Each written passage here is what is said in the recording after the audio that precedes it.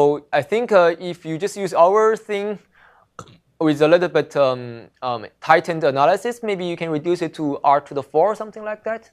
But if you want to do it really well, I guess we need a little bit better analysis. Yeah. But I guess the priority is to make the dependency on D correct. I think that's the first priority. Yeah. For the Canagris relaxation for the SDPs, right? Mm-hmm. Those there you just showed that the solution will be the. So, okay. This is a unique model. Yeah. Okay, so this is the main result, and just to compare with previous works, so Candice, Recht, and others use the nuclear norm minimization or convex relaxation to solve this problem, and this line of research, have the strongest theoretical guarantees, and they can achieve almost optimal sample complexity. And the only drawback is that the runtime is a bit slow, because you have to do the semi-definite programming. Maybe you can speed it up, but still you have to at least store your variables, like d-square variables. And there's also a lot of papers about non-convex maximization for matrix completion, but they all require good initialization. And in fact, the initialization, so Sun and Luo 15 show that the initialization required by all of this paper is sufficient good so that around the neighborhood that contains the initialization, actually the function is convex. So all of this paper actually are analyzing non-convex method for convex functions in some sense. So, and we don't require any initialization, any special initialization. Okay. So I have defined the problem and state the results. So next, let's try to move on to the kind of the principle that is underlying our analysis. So we call it geometric properties preserved by random sampling. Okay. So what I mean by this is that this is our object function that we want to analyze, and we compare this with the full observation case, where you observe all of the entry, and if you observe all of the entry, there's no problem to be solved because we just want to recover the matrix, but still we can analyze the the landscape of the optimization landscape of this function, right? We can say we just want to find the factor and we want to minimize this objective function. So as you can see, this partial observation case is just a random sampling of the full observation case, because recall this is the sum of the errors on the observed entry, and this is the sum of the errors on everything. Okay, and the kind of the point that here is we want to argue that these two functions are actually similar to each other in terms of many geometrical properties. And the first one is that the full observation case is easy to see that any global minimum X satisfies that XX transpose is M, right? That's with zero error. And we can show that for the partial observation case, this is still the case. The global minimum recovers the matrix M. And this is kind of known and is sufficient for the statistical purpose in the sense that if you just care about some algorithm, you can do some numeric search and solve this non-convex optimization by a brute force way, and you solve the problem. However, to have computational efficiency, we need the stronger properties to be preserved. So this is the property that we're going to prove, that all local minima are global minima. And it's kind of folklore that this problem has this property, and the thing that we want to establish is that the partial observation case also has the same property. So this will imply computational efficiency. And this is the main object, the subject of the talk, the rest of the talk. Okay, so just before getting to details about the analysis, let's have several plots to give you some intuition. So it's hard to plot a d-dimensional function. Just to visualize it, it's hard to visualize a d-dimensional function. And what I'm going to do is that I'm going to restrict this objective function to a two-dimensional subspace. I'll choose some special two-dimensional spaces and just visualize the objective function. So this is a rank 1 case, and we have a random choice of v, and we see that this is the plot for the full observation case, and this is the plot for the partial observation case, and they look indeed quite similar. And also you can see that there is a saddle point here, and probably there are two local minima in the symmetric position. Okay, and you can also see that here the error. So this is from 0.7 to 1.1, so the error is not 0. This is just because in a random subspace you are not going to have the real global minimizer, so that's why you won't really see 0 error in this subspace.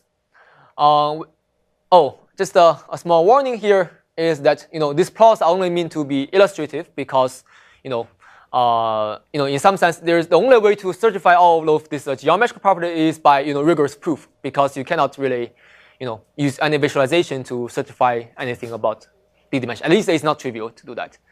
So this is also why I kind of love this line of research, because you really need theory to prove things about it. Okay, so we can also choose a different subspace V.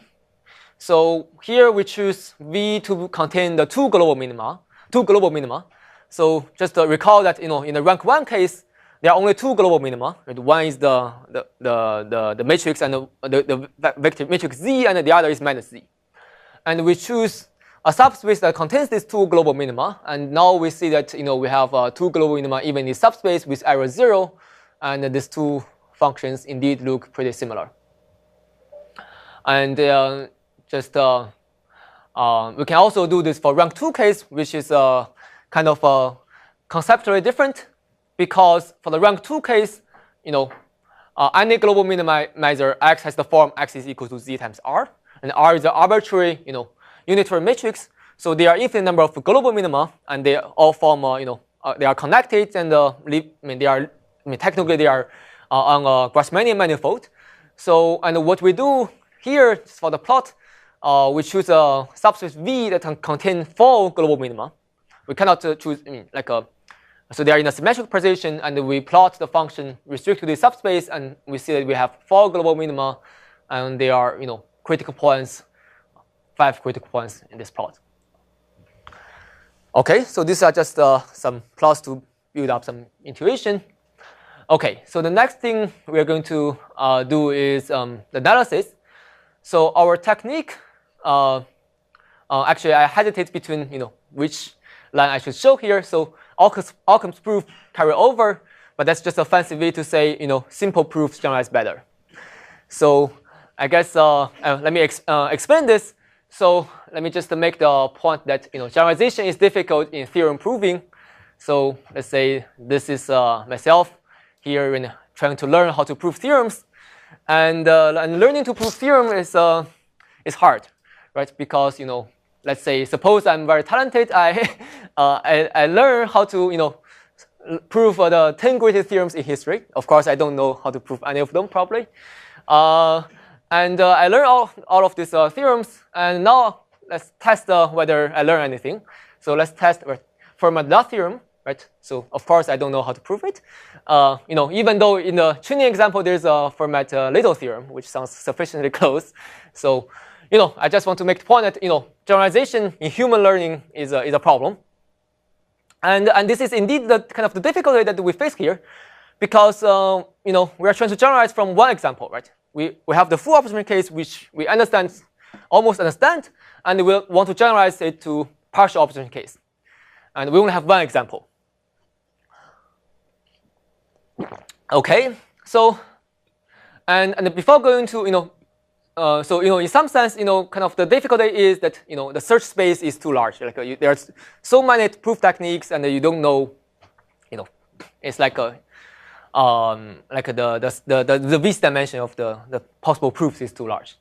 And let's just show before going to more details, let's just show a proof technique for the full observation case which doesn't generalize well to the partial observation case. So, and just for simplicity, in the rest of talk, let's focus on the rank 1 case, where we assume M is equals to ZZ transpose. And so now I'm using a little letter to indicate that Z is a vector. So Z is a D times 1-dimensional vector. I also use the notation little x instead of capital X, for the variable. And my objective function in the full observation case is this M minus XS transpose for binom square and the partial observation case is f of x is equals to p omega of m minus p omega of x as transpose for renorm square. The point of doing that would be to simplify the derivatives. For rank 1? Yeah. There are other benefits. Yeah. Okay. Yeah. So like for the rank R case, the choice, this proof will be a little bit more delicate, but not as efficient. I mean, essentially different, but yeah. Anyway, so right. So let's have so in the rank 1 case, we want to prove that the only local minima of G are plus minus Z, and so let's have so this proof for this claim is actually pretty simple, right? It fits in this small space. But this proof won't generalize, just to mention that. So let's take the gradient of G. So it is equals to mx minus square norm, the norm x squared times x. So a local minima satisfies two things, right? The gradient is 0 and the Hessian is positive semi-definite. So gradient is 0, we solve this system of equations, right? Note that this is a scalar, so mx is equals to some scalar times x. That means that x is an eigenvector. So all critical points should be eigenvectors of m, and we can just plug in each of the eigenvectors into the Hessian and see which one has positive semi-definite Hessian. I skipped some of the calculation, but it can be easily seen that the Hessian is positive semi-definite, implies that x has to be the top eigenvector. And the top eigenvector of m is z, or minus z. So, and we are done. However, I'm going to argue that this proof is very difficult to generalize. So, for the partial observation case, we want to prove that all local minima of f are plus minus z. So, let's try to argue why this is hard to generalize. So we can try to imitate the proof on the left-hand side. Let's say we compute the gradient of f, right? It is of this form, and now we get into some trouble, right? How do you solve the system equation that gradient of x is 0? So before we can do it, because it's kind of a tautology, right? That's the definition of eigenvector, is the solution of this system equation, and now you lose all of those nice linear algebraic structure. Let's say even you can, in some sense, solve this system equation. What are you going to do next, right? You have to, plug in your solution into the Hessian. If you don't get, if you only get some approximate solution for this, then it's very hard to control what's going on for the Hessian. So I'm not saying it's impossible, but it definitely sounds very complicated, and you need probably better tools to handle this. Okay, so the kind of the lessons that we learned from the previous slides is that spectral information, linear algebraic tools could be brittle to randomness, especially if you use it twice, once for the gradient and once for the Hessian. All right. So the high-level plan that we want to proceed is that we want to find an alternative proof for the full observation case, which is generalizable. And what kind of proof is more likely to generalize to partial observation case? So I guess the question is, what kind of proof techniques are robust to random sampling? I'm going to argue that this is a type of proofs that will be able to generalize. So the proofs that consist of only statements that are linear in indicator of omega. By that I just mean that statement of this kind of form, right? A sum of wij over ij in the subset omega. So this is linear in the indicator because you can rewrite it as this. And the reason why this kind of statement is generalizable is that just by a law of large number, you have a sampling of a sum, and the sampling version will reflect the original sum pretty well up to some constant factor, which is the sampling probability. Okay, so let's call this Occam's proofs. Just for this talk, if you are not familiar with the story of Occam razors, this just means simple proofs in some sense. In some sense, it's like making using an abstraction argument in mathematics to create a general statement. Yeah. High abstraction rather than Occam's proof. Another way to say it. Sure. Yeah. Yeah. I guess I would like. Yeah. So the reason why I said this is simple because compared to linear algebraic things, which actually use a lot of things behind it. How do you prove that the eigenvector even exists? Right. You need to, like use the fundamental theorem of algebra to show that the determinant has roots. Right. But this kind of things doesn't require anything behind it. Only concentration, law of large number. Okay, so I guess the bottom line is that Occam's proof are robust to random sampling and thus generalize better. So let's have some examples of Occam's proofs. So let's say recall that P is the probability that each entry is selected into omega. The key fact that we are using here is the following. So if you consider the inner product P omega of A and P omega of B, right? This is the matrix inner product. You just view the matrix as vector and take the inner product. And this is equals to A times P omega of B because they both equals to just the sum of Aij, a sum of Aij, Bij over Ij in omega. And again, by law of large number, the sampled version should be close to, up to scaling factor, close to the inner product between A and B. Okay, and this key factor has several corollaries. So if you take A is equals to B, we have that P omega of A Fourier norm square is close to P times the Fourier norm square of A. And recall that our object function actually is of this form, right? Our object function is P omega of M minus XX transpose Fourier norm square. So this means that the object function itself is linear in the indicator of omega, and because gradient and is a linear operator in the functional space, actually the gradient has in all linear indicator of omega. So basically, in some sense, as long as you don't solve system equations, you are fine. And also we need a little bit stronger things with the statement with quantifiers. So we need this kind of statement with high probability of the choice of omega for every x in d dimension. Like this is just another example of this key fact, right? You place A by XS transpose and B by M, and but the point here is that we need for every x this kind of a relationship is this approximation is close. It's good. So just to note that not all statements like this are true, but this talk will ignore such issues.